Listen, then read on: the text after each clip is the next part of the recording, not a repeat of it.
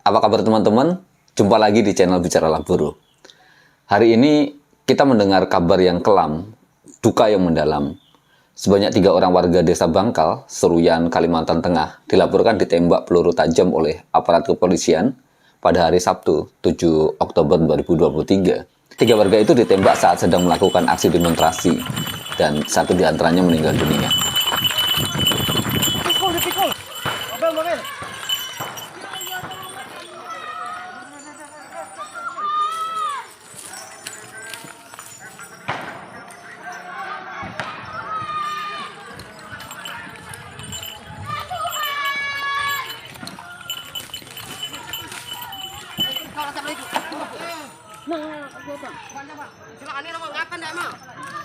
Aku anak.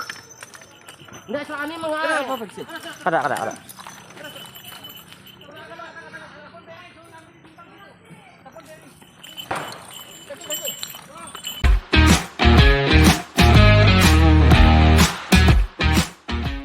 Dalam aksinya, warga disebut menuntut 20% plasma dan kawasan hutan di luar hak guna usaha atau HGU kepada perusahaan sawit PT Hampara Masawit Bangun Persada atau HMBP.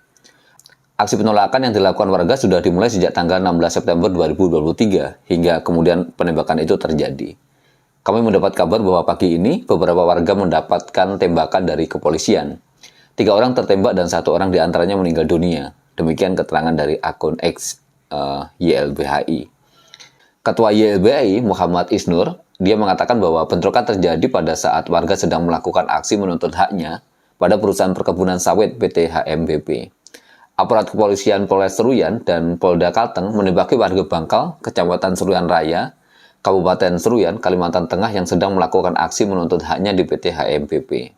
Kata Isnur dalam keterangannya pada hari Sabtu 7 Oktober.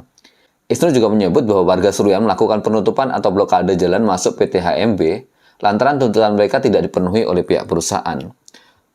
Warga menuntut plasma sawit dan area lahan di luar hak guna usaha PT HMB. Permintaan dan aksi itu sendiri sudah dilakukan sejak tanggal 16 September yang lalu.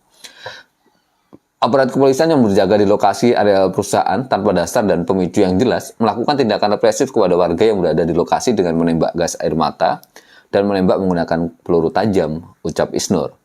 Informasi yang didapatkan dari lapangan, terdapat 3 orang warga yang terkena tembakan, 2 orang mengalami luka berat dan 1 orang meninggal dunia di lokasi. Sejumlah foto dan video beredar di media sosial memperlihatkan seorang warga bersimbah darah diduga tertembak akibat bentrok dengan aparat kepolisian.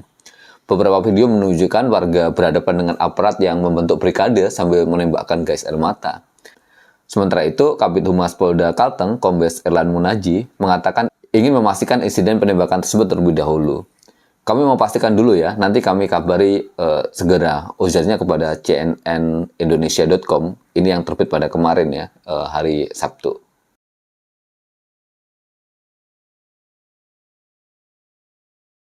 Tentu saja, peristiwa ini adalah sebuah tragedi yang memilukan, mengguncang hati kita semua.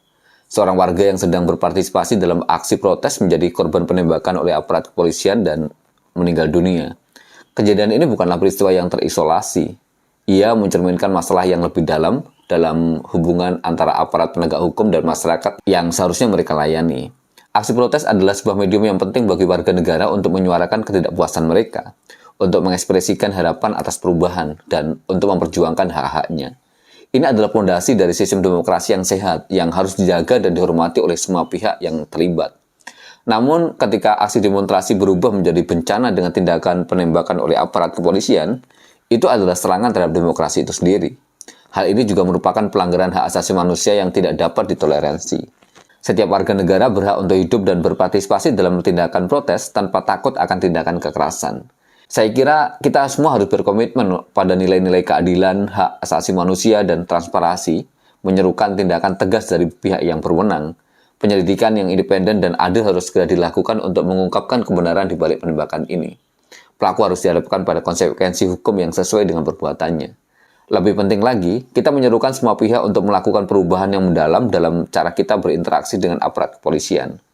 Ini adalah saatnya untuk merenungkan kembali pendekatan terhadap penegakan hukum dan bagaimana kita dapat memastikan bahwa aparat kepolisian bekerja dengan prinsip-prinsip keadilan, proporsionalitas, dan rasa hormat terhadap hak asasi manusia.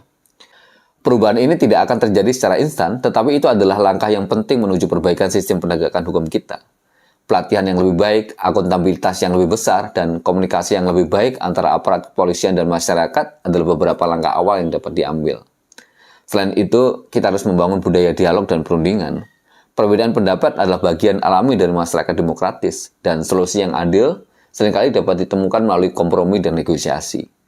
Dalam situasi yang memanas, semua pihak harus berusaha untuk mencegah eskalasi konflik yang tidak perlu.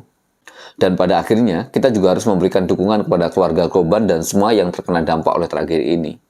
Mereka harus tahu bahwa mereka tidak sendirian dalam perjuangannya untuk keadilan. Kita semua bertanggung jawab untuk memastikan bahwa tragedi seperti ini tidak akan terulang kembali. Mari bersatu padu untuk menciptakan dunia yang lebih adil, aman, dan demokratis bagi semua warga negara. Ini adalah panggilan untuk keadilan, perubahan, dan perlindungan hak asasi manusia. Hari ini, kita bersama-sama berdiri untuk memprotes tindakan keras yang telah terjadi, dan kita bersama-sama berkomitmen untuk membangun masa depan yang lebih baik. Masa depan tanpa kekerasan.